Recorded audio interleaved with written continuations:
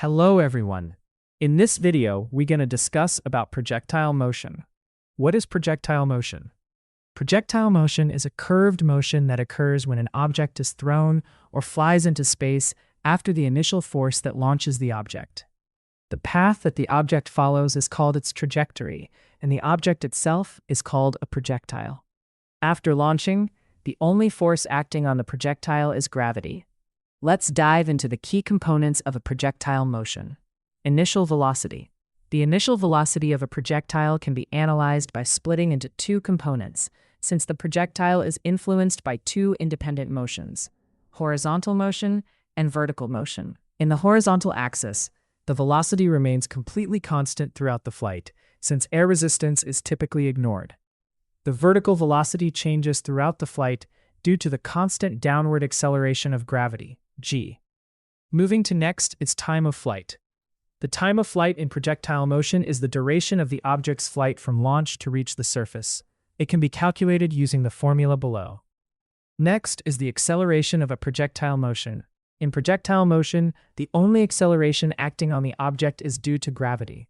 So the horizontal acceleration is exactly zero, while the vertical acceleration is constant and directed downwards, which is also known as free fall. Velocity at any given time. The horizontal velocity remains constant, while the vertical velocity changes due to the acceleration of gravity. We can calculate the total velocity of any given time using the Pythagorean theorem. Displacement. At time t, the displacement of components are divided into two. Using the Pythagorean theorem, we get the displacements equation of the projectile. Another important component of a projectile motion is the parabolic trajectory. From the displacement equation, if we substitute the time variable from the horizontal displacement into the vertical equation, we obtain the equation of the trajectory. Next is the maximum height. The maximum height of a projectile is the highest vertical point it reaches during its parabolic trajectory. At this exact peak, the object's vertical velocity temporarily drops to zero. From the displacement equation, we can find the maximum height. Let's move on to the last key component of our topic, range. The horizontal distance that the projectile makes from its launch point until it hits the ground is called range. We can find the range of projectile motion using the equation below. Since we're already familiar with the key concepts of projectile motion, so now let's look on the few exercises to check our understanding. Begin with the first exercise. A player kicks the ball with an initial velocity of 35 meters per second at an angle of 30 degrees. Calculate the maximum height of the ball and the time it takes to follow this path. From the exercise, we have the ball's initial velocity, which is equal to 35 meters per second, and the angle it was launched. We can substitute them into the equation to find its maximum height using the equation that we already discussed earlier. Therefore, we get the ball's maximum height, 15.625 meters. While the time of flight, we can calculate using the time formula. Replace the known values into the equation, then we have the result of 3.57 seconds. Now let's move to the next exercise. How long will it take a shell fired from a cliff at an initial velocity of 800 meters per second, at an angle 40 degrees below the horizontal, to reach the ground 150 meters below? From this exercise, we know that the artillery shell has an initial velocity of 800 meters per second and fired at an angle 40 degrees. The artillery shell rises and then falls to a final position 150 meters lower than its starting altitude. If we take the initial position to be 0, then the final position is y equals negative 150 meters.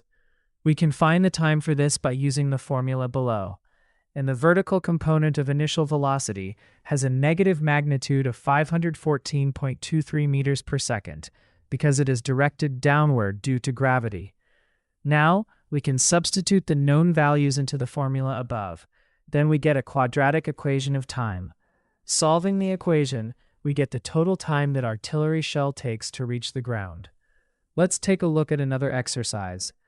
A projectile is shot at a hill, the base of which is 300 meters away. The projectile is shot at 60 degrees above the horizontal with an initial speed of 75 meters per second. The hill can be approximated by a plane sloped at 20 degrees to the horizontal.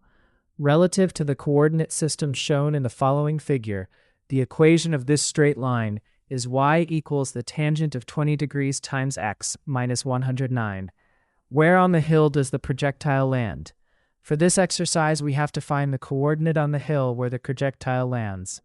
We have the given initial velocity of 75 meters per second and an angle of the projectile which is 60 degrees. We also have the hill equation, y equals the tangent of 20 degrees times x minus 109. But before we dive into the solution, we should know that the projectile lands where the trajectory and hill intersect. So for this problem, we can substitute the given values into the equation of the trajectory. Set this equal to the hill equation that we already know. Then we get the value of x, which approximately 460 meters. And now we can find the y value or the ordinate by substituting x into hill equation. Therefore, the projectile lands at approximately 460 meters, 58 meters on the hill. That's all for the topic of projectile motion in the video. If you want to see more educational contents, please like and hit the subscribe button below. Thanks, and see you in the next video.